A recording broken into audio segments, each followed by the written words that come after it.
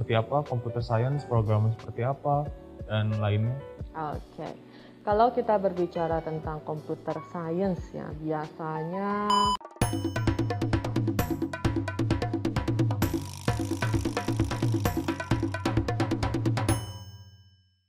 Selamat datang di Gosip, ngobrol asik bareng Binusian. Bersama aku lagi Valen tentunya, host kalian ya kan.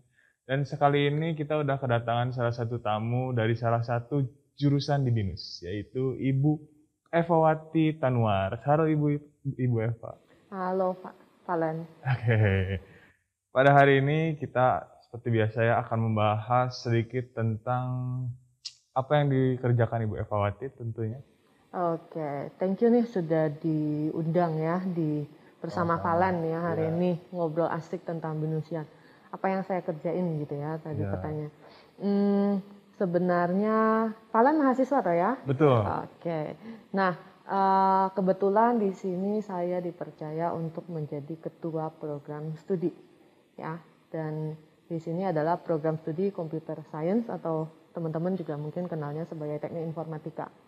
Nah, pasti jadi mahasiswa itu ada kegiatan ya di kampus, kurikulum dan lain-lain. Nah, itu sih kerjaanku menyiapkan gitu ya, kurikulum, terus nanti juga bertemu dengan mahasiswa kayak sekarang. Dan juga nanti kalau orang tua misalnya ada permasalahan, pengen diskusi terkait anaknya, itu juga bisa berdiskusi bersama program studi. Kira-kira itu sih dari depan sampai belakang kalian sebagai mahasiswa. Berarti diskusi ada apa-apa diskusinya dengan prodi. Singkatnya sih begitu, Pak.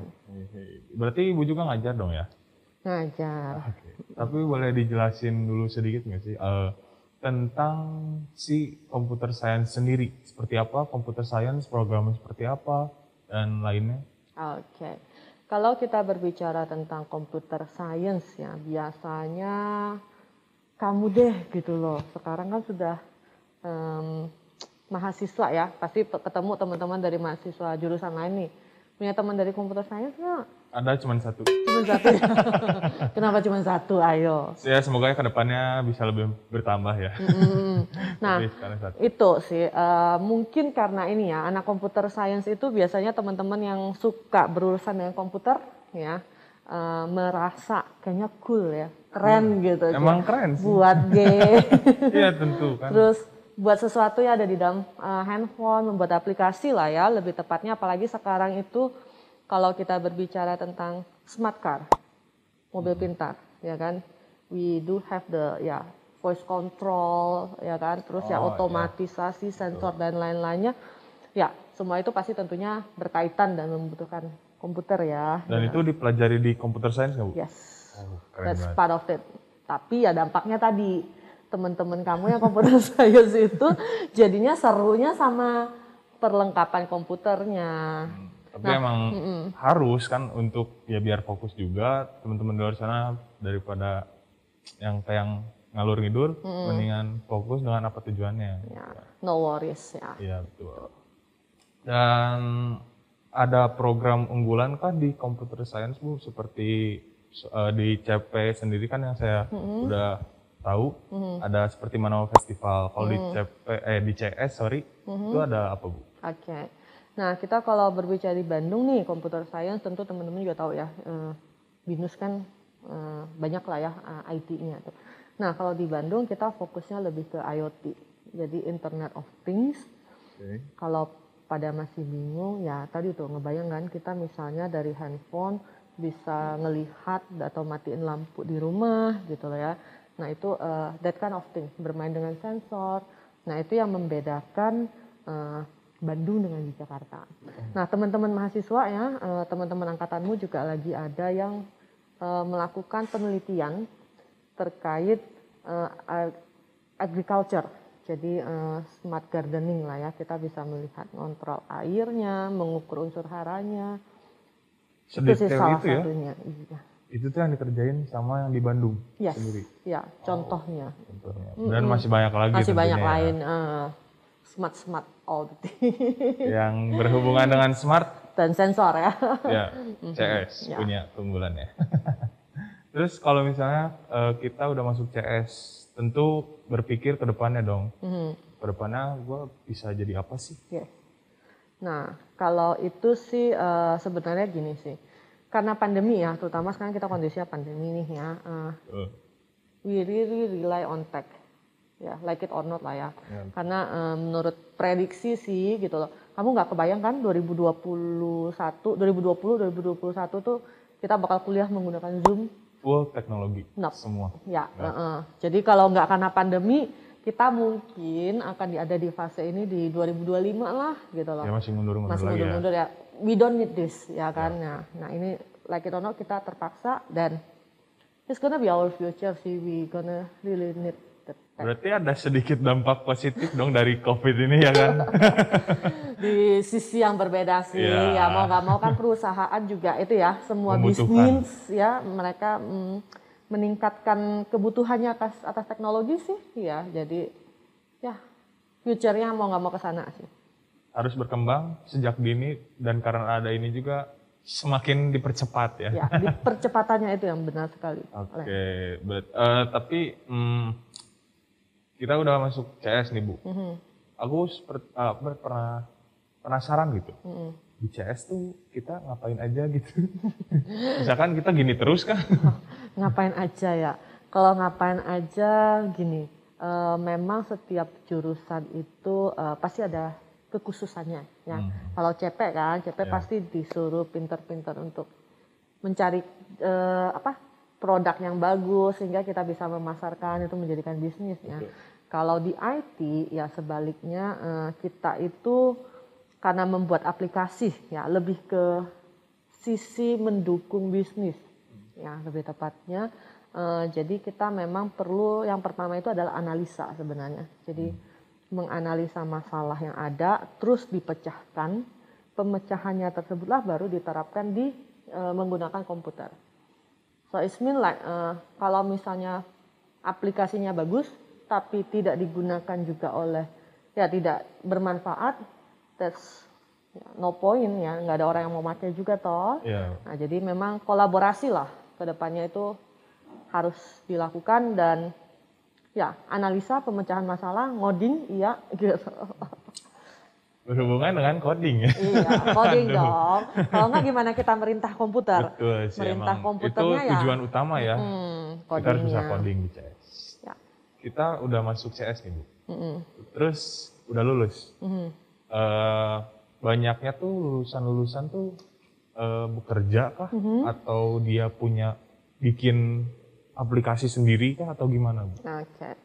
Kalau berbicara tentang lulusan di Bandung sih ya, Bandung kita lulusan baru ada angkatan pertama ya yang sudah lulus, kakak-kakak kelas kalian angkatan 21.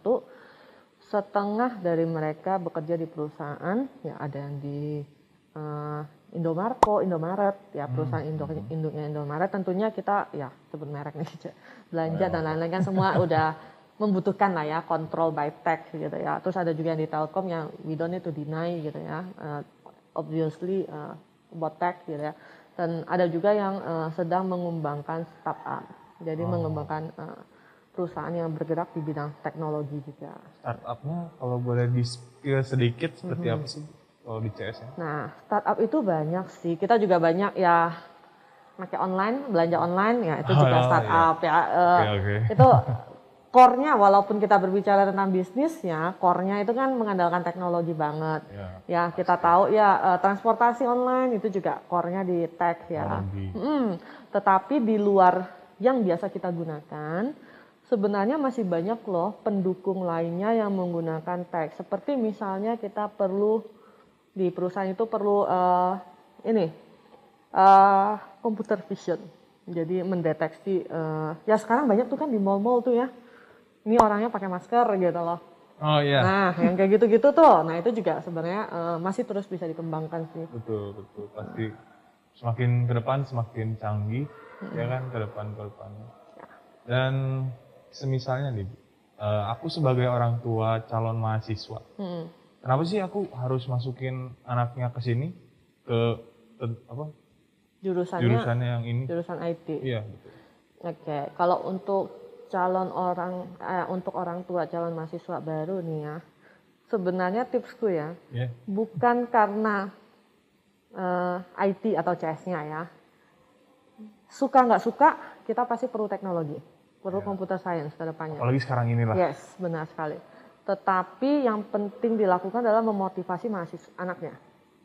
Ya, kalau kamu nggak suka makan mentah, nggak suka makan sushi deh, nggak suka makan mentah, terus aku maksain kamu makan sushi, will you like it or not? Of course not. Not, gitu sih. Nah, tapi ya bisa kita encourage kan, misalnya, Fran, sushi itu sehat gitu loh ya, but ya dengan encouragement kamu tentu mau mencoba, penasaran ya kan.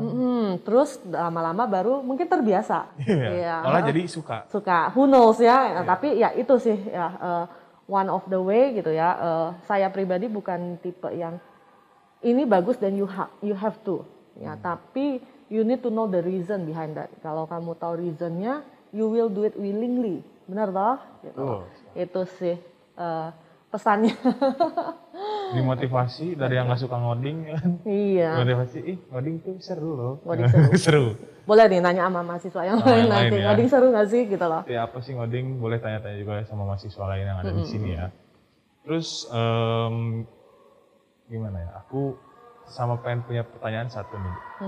Kan ngoding tuh sulit ya Bu ya. Kalau untuk awal pemula deh, yang nggak tahu coding sama sekali, apakah bisa orang yang sama sekali nggak tahu ngoding masuk ke sini? Oke, ngoding itu sulit atau enggak? Sekarang pertanyaanku ini, berenang itu sulit nggak? Untuk some people pasti sulit. Yes, terutama untuk kita yang baru ya, maksudnya mungkin ngeliat orang gampang gitu lah. Terus aku pengen berenang, mungkin aku nggak bisa. Terus ada yang bisa belajar dengan cepat, ada yang enggak. It's more or less mirip begitu juga gitu loh ya. Tetapi untungnya, ada untungnya nih. Kalau berenang kan gue takut tenggelam. Ya. Kalau coding ya takut error.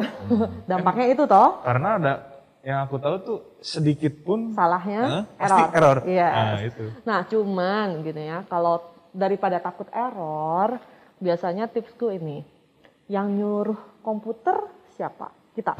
Ya, kita yang menyuruh. Jadi coding itu jangan dibawa sulit-sulit ya. Coding itu dibawa, oh gue tuh mau komputer melakukan hal ini. That's the easiest way to solve that thing ya. Dengan demikian, sebenarnya ketika saya bisa meminta seseorang untuk misalnya jalan dari sini ke sana, nanti belok kiri. Nah, kira-kira itu juga sih yang dilakukan pada komputer. Tapi memang learning by doing and then ya jatuh bangun dalam apapun gitu ya. Bisnis juga pasti jatuh bangun toh gitu. Bisnis itu resikonya juga gede ya. kita takut error, kalian takut bangkrut. Nah, itu dia. Nah ya kira-kira begitu sih. So ya nggak usah terlalu khawatir lah gitu. Pasti bisa. Pasti bisa. Nothing is impossible. Enggak. Berarti buat sedikit tips deh buat kalian yang mau masuk CS ya? Ya. Kayak gimana Bu? Boleh dikasih tips? Tipsnya masuk CS. Pengen menyelesaikan masalah? Ya jadi komputer itu bukan hanya support sih gitu, tapi kita bisa memanfaatkan komputernya untuk menyelesaikan masalah orang lain. Itu yang pertama ya. Terus yang kedua jangan takut. Yang tadi tuh pasti pada takut ngoding. Gitu loh. Sendiri takut ngoding ya. Kita nggak ngapa-ngapain loh gitu loh. Itu sih cuma dua itu. Let's be happy, tapi like it or not ya, semua pasti akan berurusan dengan tech. Jangankan anak IT di luar negeri loh, semua anak SMP, SMA sampai ke SD, mereka diajarin konsep berpikir dengan komputer. Kenapa? Dokter aja sekarang juga harus pakai tech, bukan cuman makainya doang ya.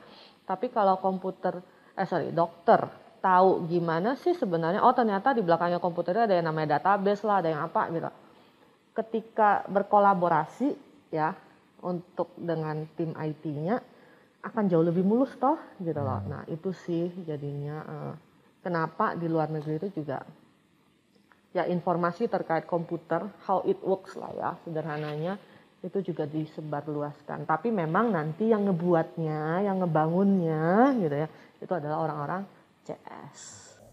kayak buat kalian yang mau masuk CS, jadi jangan takut lah ya. Mungkin segitu dulu pembicaraan kita tentang CS pada hari ini. Terima kasih banyak Thank you untuk very waktunya much. sudah mau datang ke Gosip. So, stay tune terus buat next episode kedepannya. Salam dari gua, salam Binusian.